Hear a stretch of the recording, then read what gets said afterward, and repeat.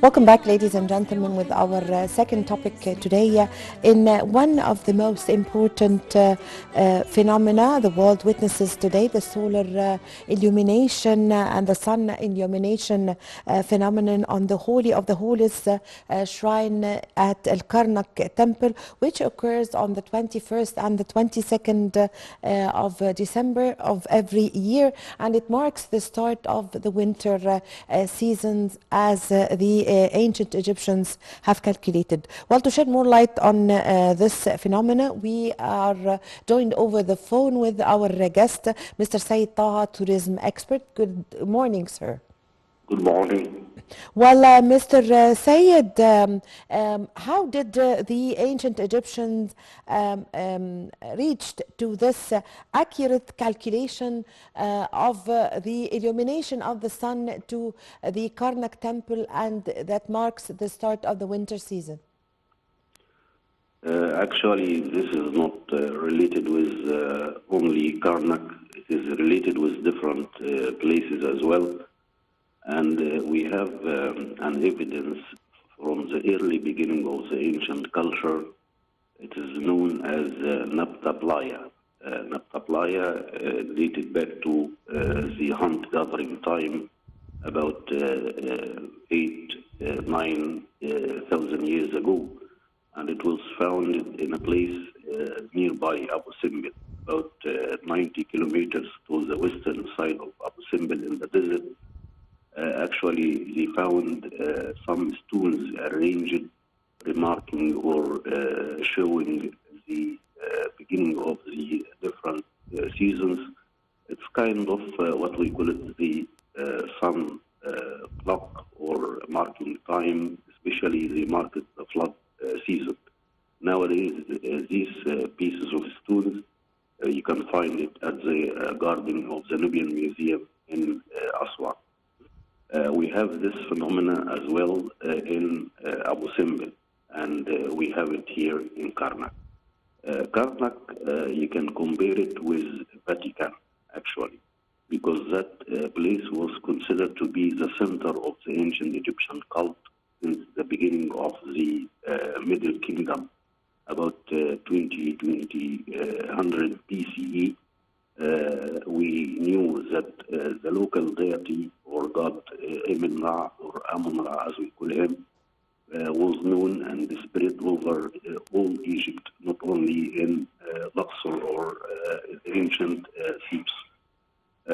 We can guess this from the names of the kings of the 12th dynasty.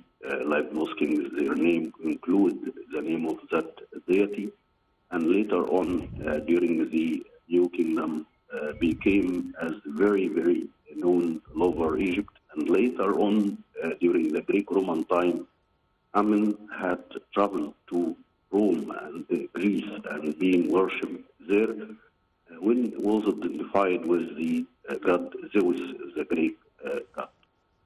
So all this show that the ancient Egyptian culture and astronomy, religion, architecture, all arts and everything was became as a cosmopolitan or universal culture known everywhere in Egypt. And nearby Egypt as well. This phenomenon, when the sun rises on the 21st and the 22nd of December yearly, shows a straight line of, sun rays from the Holy of Holies up to the main entrance of the temple in the middle, and get through the middle of the hypostyle hall or the colonnaded hall of Karnak, which considers itself as one of the, miracle in the architecture design. You are talking about a colonnaded hall which contains 134 columns. It's a massive work, and it dated from the beginning of the 18th dynasty. You are talking about the end of the 1600 BCE up to somehow 1300 BCE. It took about 220, 230 years, the construction of this hypostyle hall. it's not only the construction of this column, also engraving the reliefs and paint it, and we can see the paintings and the colors still remain in a good condition of preservation, especially after that great project done by the Supreme Council of Antiquities of the restoration of the Hypostyle Hall, and it's still on, the work, and you can see now the original colors, which dated back to the founder of this colonnade hall and Karnak,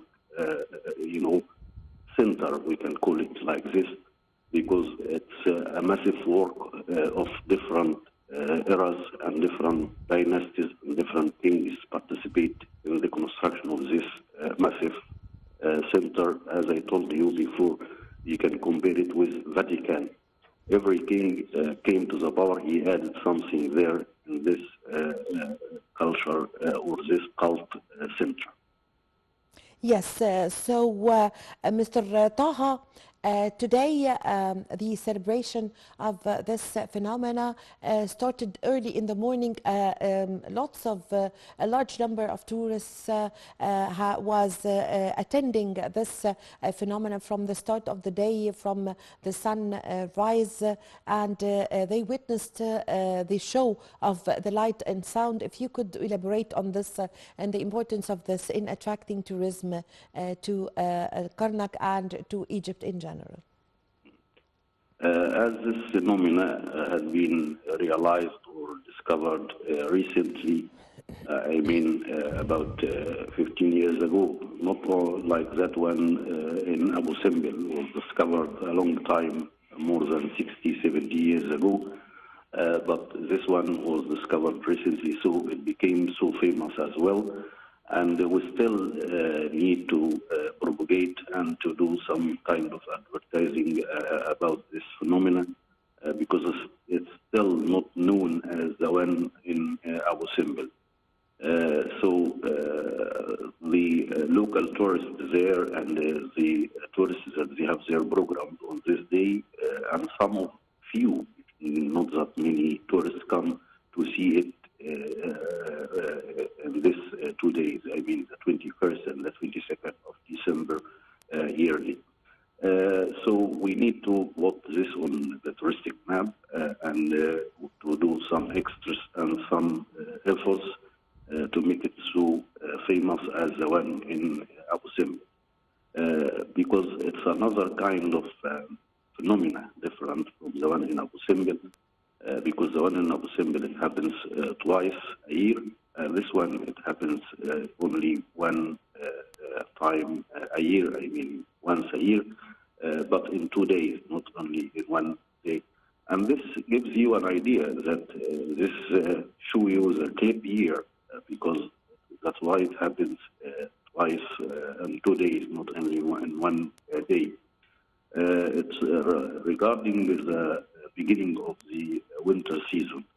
But we know that the ancient Egyptians, they had only 3 seasons a year. One, we call it the flood season, and the other one is called the planting season, and the third one is called the harvest season. And that has to do with the Nile flood. They marked the year with the Nile flood. The Nile flood started or starts still on this phenomena of Nile flood, even it's controlled by the high dam, but we know that it started in the second half of June up to the first half of September yearly, when the Nile water gather in the Nile course, showing that flood. Nowadays, that flood is controlled by high dam, but before the beginning of the high dam, we can realize that the Nile water submerge all the around area, and the peasants or the farmers, they couldn't plant more than once a year. Nowadays, everything is organized in agriculture.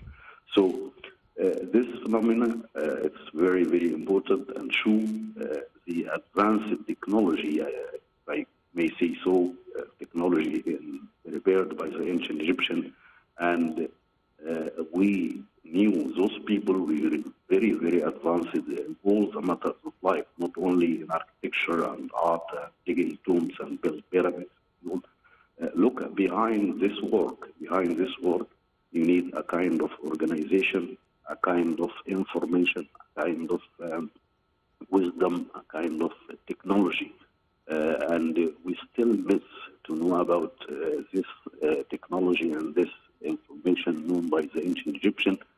But we still, with the beginning of, with more excavation and more work we need to do as Egyptologists and archaeologists nowadays, from time to time we discover something to give us an idea about how those people been very advanced and they had a very, very well organized life and systematic life, as we can call it like this, in every source of life and every science, and we can guess.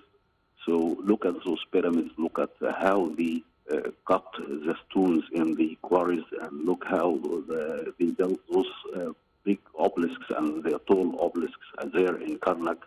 And the hypostyle hall in Karnak itself, it's a kind of work show very advanced technology being employed by those people, and they use the kind of technique. This technique disappeared with the passing of time because they never talk about their work. They talked about their cult, their religion, all the reliefs and the things you can see on the walls or the columns, even in the Valley of the Kings, in the walls of the tombs. All of them talking about kind of prayers, kind of litany, kind of offerings, relation between human being and gods. But they didn't lift a lot of things talking about their social life or their work or their the techniques that they used in doing these things. But we can guess it from the shape of the building itself. I mean, if you look at those reliefs and those colors, it gives you an idea that those people use the kind of tools and the kind of instruments very, very well advanced, and they use the kind of system, organized system between the different equipes and different teams of workers. Gives you an idea that people had a kind of civilization, I think, in my opinion, more advanced than some places nowadays.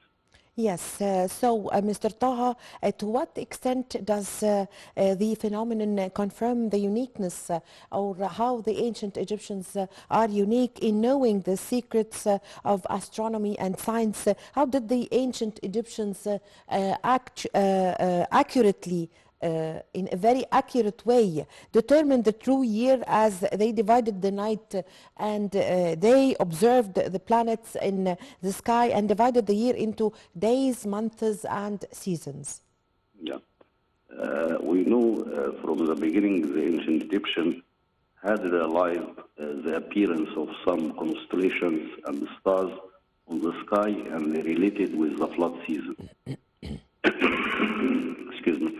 So, especially that Sirius, one of the constellations, and Orion, the other constellation, or the belt of Orion, this helped the ancient Egyptians to mark the beginning of the year, especially with the flood season. But with the passing of time, they haven't realized the leap year. Later on, they had to add some days to mark the year. Those days of feasts, and one of them related with Osiris, the other one was Isis, Set, Nephthys, and Horus. The 5 days, because they marked the year with 12 months, and this 12 months, each month was divided into 3 weeks. Each week was divided into 10 days. So if you calculate all this, it gives you 360 days. So we had to add those 5 days. And we still know this in the Coptic calendar. The Coptic calendar that's used by our Coptic church, they derived from the ancient Egyptian calendar. And the names of the months of the Coptic calendar actually names of ancient deities like Hathor, it's Hathor, and so on. So we knew from some papyrus as well that those people was very, very advanced in that field of astronomy. Yes. And they believed in the stars, that the stars showing some kind of help. Yes, Especially, yes. they believe that the Sirius star helping the True. resurrection. That Yes. they believe that's going to be resurrected in the afterlife. Yes, I thank you very much for your time. Thank you for your valuable information, Mr. Said Taha, tourism expert. Thank you very much for joining us over the phone. Ladies and gentlemen, with this, we come to the end of this episode of our program, The Breakfast Show. I was in the company of my colleague, Sharina Adel. My name is Amal Mukhtar. Thank you for watching.